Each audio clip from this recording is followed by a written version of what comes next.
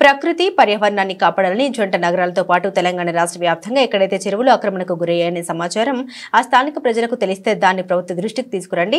రాష్ట్ర వ్యాప్తంగా చెరువుల పరిరక్షణకు స్వచ్ఛంద సంస్థలు ముందుకు రావాలి. ఎంత పెద్దవాళ్ళు ఉన్నా చెరువులు కుంటలు ఆక్రమణకు గురైతే అక్కడ సంబంధిత అధికారులు వచ్చి చర్యలు తీసుకుంటారు. ఈ రోజు సమాజంలో మనం బాధ్యతగా మనం భవిష్యత్ తరాలకు ఇచ్చే వరం ఇది. ముఖ్యంగా హైదరాబాద్ ఇన్ఛార్జ్ మంత్రిగా హైదరాబాద్ చెరువుల పరిరక్షణకు జరుగుతున్న కార్యక్రమంలో జంట నగరాల్లో హైదరాబాద్ రంగారెడ్డి ప్రజలు ప్రకృతిని భవిష్యత్ తరానికి చెరువుల్ని కాపాడుకోవడానికి ఈ ప్రక్రియను స్వచ్ఛందంగా మీ ప్రాంతంలోని చెరువులను రక్షించుకోవడానికి ముందుకు రావాలి.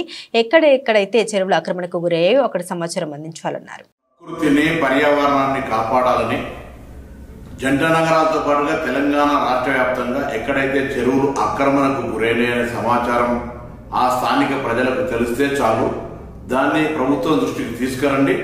ఎంత పెద్దవాళ్ళు ఉన్నా చెరువు ఆక్రమణకు గురి అయిందంటే అక్కడ సంబంధిత అధికారులు వచ్చి తగిన చర్యలు తీసుకుంటారు. ఈరోజు సమాజంలో మన బాధ్యతగా మనం భవిష్యత్తు తరానికి ఇచ్చేటువంటి వరం ఇది. మీ ప్రాంతంలో మీకు ఎక్కడ ఆర్టీఐ ద్వారా తీసుకున్నా, పూర్వీకుల దగ్గర నుంచి వచ్చేటువంటి వారసత్వంలో చెరువులు ఎక్కడెక్కడ ఉండనో తెలుసుకొని అవి ఆక్రమణకు గురైతే ఎంత పెద్దవాళ్ళైనా సరే, ఏ పార్టీ వాళ్ళైనా సరే ఆ సమాచారాన్ని ప్రభుత్వానికి ఫిర్యాదు రూపంలో చేయండి.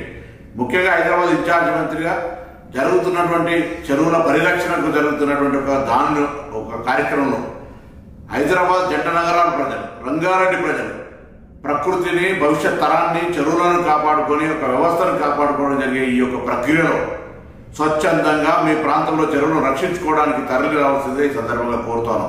ప్రభుత్వం ఎవరి మీద కక్షపూరితంగా లేదా వ్యక్తిగతంగా ఉద్దేశపూర్వకంగా ఇందులో వ్యక్తుల మీద, పార్టీల మీద జరుపుతున్నటువంటి పోరాటం కాదు ఇది. ఒక ప్రభుత్వం ఒక పరివర్తన తేవాలనుకున్నప్పుడు కొద్దిగా కష్టమైన నష్టమైన ఇది తప్పది. కాబట్టి మరొకసారి చెరువుల పరిరక్షణకు తెలంగాణ ప్రజాపాలన ప్రభుత్వం తీసుకున్న నిర్ణయానికి ఎక్కడెక్కడైతే చెరువుల ఆక్రమణకు గురైనాయో వాటన్నిటి సమాచారాన్ని సంబంధిత అధికారుల దృష్టికి ఫిర్యాదు రూపంలో తీసుకురావాల్సిందిగా అందరికీ విజ్ఞప్తి చేస్తాను.